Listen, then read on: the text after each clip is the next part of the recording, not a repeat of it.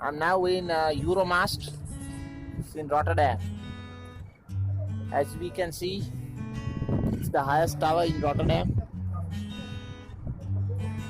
standing over 100 meters in height. You can see all of the harbour of Rotterdam and the Erasmus Bridge, the famous one, and all the buildings of the biggest harbour in the world.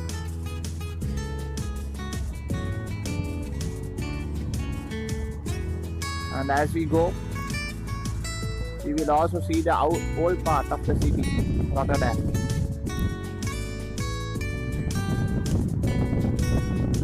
Nemen wij u mee naar onze panorama wereldstad.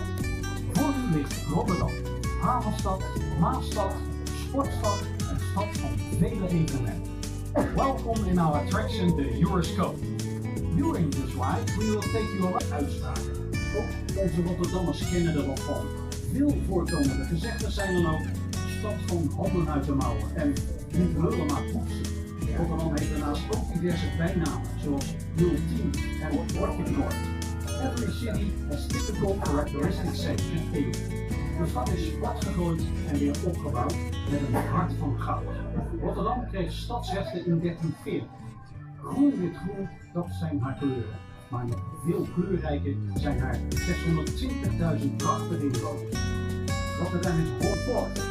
The city was bombed in World War II and rebuilt afterwards with a heart of gold.